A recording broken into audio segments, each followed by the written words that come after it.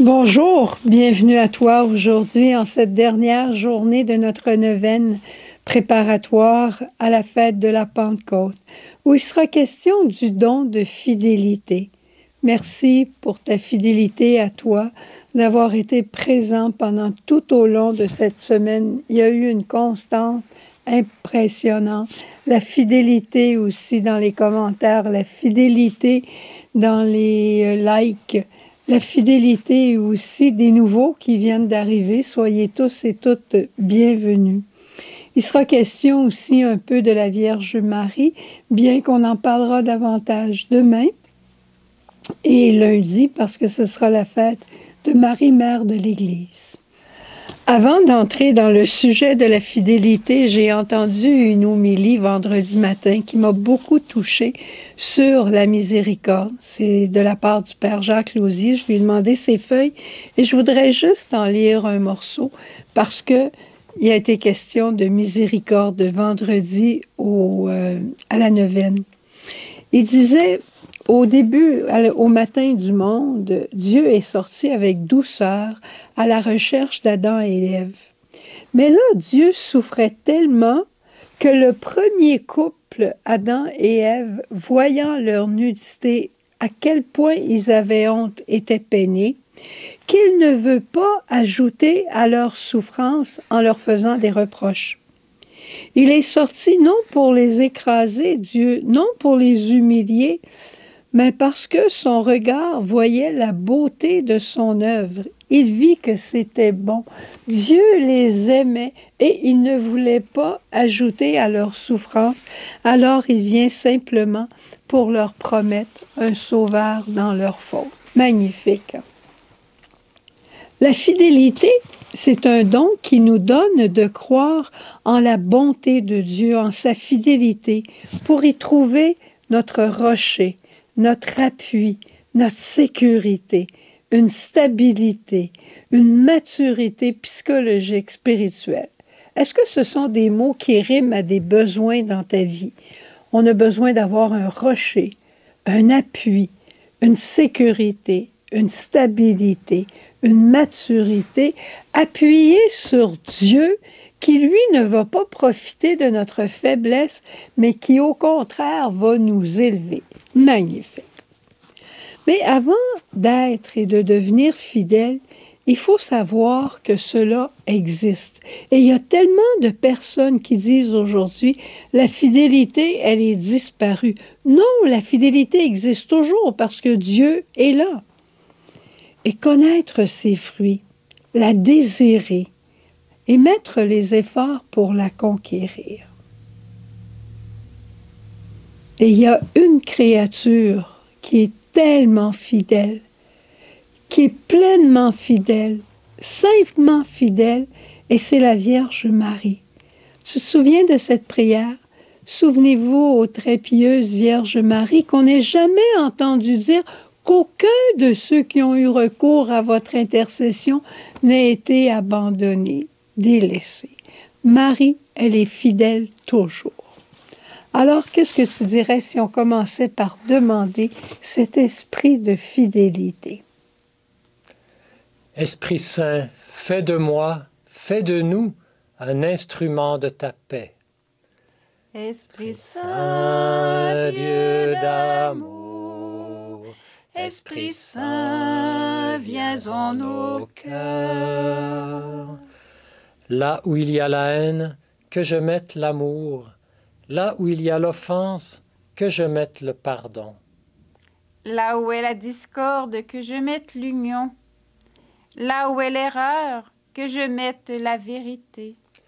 Esprit Saint, Dieu d'amour, Esprit Saint, viens en nos cœurs. Là où il y a le doute, que je mette la foi. Là où il y a le désespoir, que je mette l'espérance. Là où il y a les ténèbres, que je mette la lumière. Là où il y a la tristesse, que je mette la joie. Esprit Saint, Dieu d'amour, Esprit Saint, viens en nos cœurs. La fidélité dans la Bible, elle est désignée comme un attribut de Dieu. Rendons gloire à notre Dieu, c'est un Dieu fidèle qu'est le nôtre. Dieu a été nommé comme le rocher, car sa fidélité transcende le temps et les époques. Et elle transcende aussi nos faiblesses, notre péché. Il est toujours fidèle, Jésus. Il est toujours fidèle, on l'a vu vendredi dans l'Évangile avec Saint Pierre. Toujours fidèle. Tu m'as renié, tu m'as délaissé. Moi, je te renierai pas. Moi, je te délaisserai pas. Le plan que j'avais sur toi, je ne le change pas. Ça, c'est la fidélité de Dieu. Dieu tient toujours ses promesses envers son peuple et sa parole ne change pas. Sa fidélité, étroitement liée à sa bonté et à sa justice, est un appui, un rempart, un bouclier, car dans son amour pour nous, le Seigneur ne nous abandonnera jamais. Je t'aime d'un amour qui ne finira jamais. Voici quelques paroles qui nous parlent, paroles de la Bible, qui nous parlent de la fidélité de Dieu. La fidélité de Dieu est éternelle. Dieu est fidèle envers son peuple. Le psaume dit, Dieu ne délaissera pas son peuple, il n'abandonnera pas son héritage. Saint Paul, lui, dit, Dieu est fidèle, lui qui vous a appelé à vivre la communion avec son Fils, lui est toujours avec vous. La fidélité du Seigneur qui ne nous abandonne pas non plus personnellement. Saint Paul encore dit, le Seigneur, lui, est fidèle, il vous affermira, il vous protégera de tout mal. Et dans un psaume, on lit, jamais tu n'abandonnes, Seigneur, ceux qui te cherchent. On peut avoir l'épreuve de se sentir abandonné, mais c'est une épreuve parce que Dieu, lui, ne nous abandonne pas jamais. La fidélité du Seigneur dans les épreuves, ne crains pas, je suis avec toi, ne crains pas, je te prends la main. Peut-être le Seigneur te le dit à toi aujourd'hui qui m'écoute. La fidélité du Seigneur surabonde. Elle n'est pas juste là, elle est là au-dessus. Grâce à l'amour du Seigneur, nous ne sommes pas anéantis. Ses tendresses ne s'épuisent pas. Elles se renouvellent chaque matin. Chaque matin, le Seigneur est prêt à recommencer. Il est prêt à nous pardonner. Il est prêt à refaire alliance avec nous. Ça, c'est de la fidélité.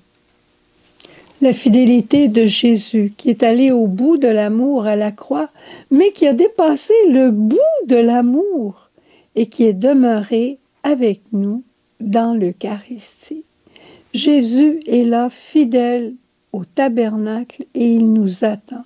Es-tu déjà allé devant Jésus Eucharistie pour adorer 15 minutes, une demi-heure, et que le Seigneur te fait des reproches de ton absence? Jamais. Sauf peut-être un reproche d'amour qui va nous dire « Je t'attendais, je t'attendais ». Mais ça, c'est pas un reproche qui fait mal, c'est un reproche où on se sent désiré de sa part. Le don de la fidélité à la suite de Jésus va nous permettre de durer et de perdurer au-delà de la croix. Parce que c'est au moment de l'épreuve qu'on est porté à lâcher. C'est pas quand tout va bien, c'est quand l'épreuve arrive, quand la croix arrive, c'est là qu'on est porté à lâcher. La fidélité aussi va nous aider à soutenir notre premier oui, comme à l'intérieur du mariage, la vie consacrée, la vie sacerdotale. Et si ce oui-là, à un moment donné, on l'oublie et on dit un non, eh bien, aujourd'hui, c'est l'heure de se reprendre et de redire oui. Seigneur, tu m'as appelé. Seigneur, tu m'as demandé ceci. Je t'ai abandonné, je t'ai renié. Aujourd'hui, je te redis oui dans ta fidélité à toi, avec ce don de fidélité que tu me donnes aujourd'hui. C'est beau, hein? C'est tellement beau tout ce qu'on peut vivre avec Dieu. C'est tellement grand et tellement nouveau à chaque jour. Et en terminant, Marie, c'est la femme fidèle qui est là au Cénacle. Et Luc dit dans les Actes des Apôtres, il parle qu'au Cénacle, il y avait les apôtres, des femmes, et il y avait la mère de Jésus. La maman de quelqu'un, c'est un peu comme si le quelqu'un était là. Alors on peut s'imaginer qu'au Cénacle, la Vierge Marie a vraiment raconté des histoires de Jésus. Elle a vraiment expliqué aux apôtres peut-être tout ce qu'ils n'avaient pas compris que Jésus avait dit. Elle était là pour leur parler de Jésus et attendre avec eux l'Esprit Saint, parce que Marie aussi attendait une effusion d'esprit personnellement.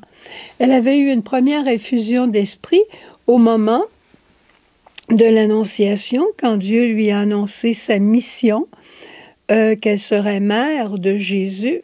L'Esprit est venu sur elle.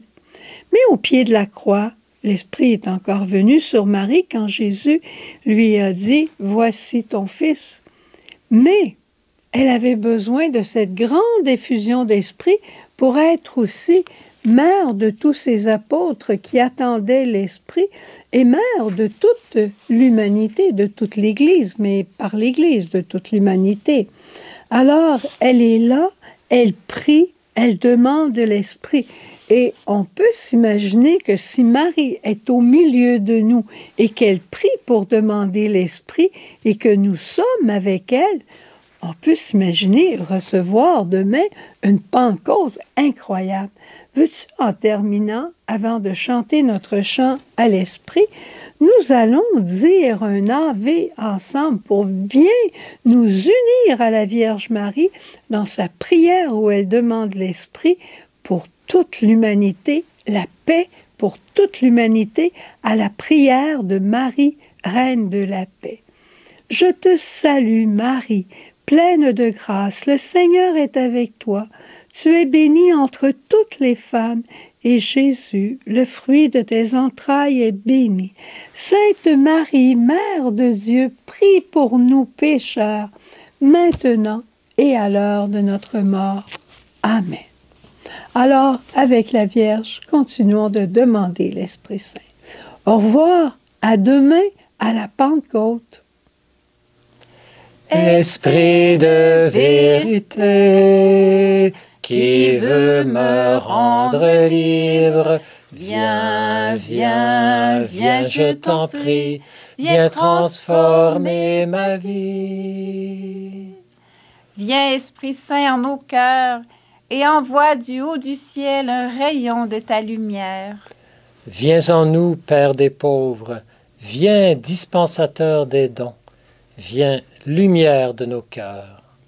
Consolateur souverain, hôte très doux de nos âmes, adoucissante fraîcheur.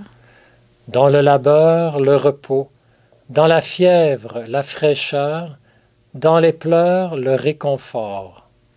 Ô lumière bienheureuse, viens remplir jusqu'à l'intime le cœur de tous tes fidèles. Esprit de vérité, qui veut me rendre libre, viens, viens, viens, je t'en prie, viens transformer ma vie. Sans ta puissance divine, il n'est rien en aucun homme, rien qui ne soit perverti. Lave ce qui est souillé, baigne ce qui est aride, guéris ce qui est blessé. Assouplis ce qui est raide, réchauffe ce qui est froid, rends droit ce qui est faussé. À tous ceux qui ont la foi et qui en toi se confient, donne tes 7 dons sacrés. Donne mérite et vertu, donne le salut final, donne la joie éternelle. Esprit de vérité, qui veut me rendre libre, viens, viens, viens, je t'en prie, viens transformer ma vie.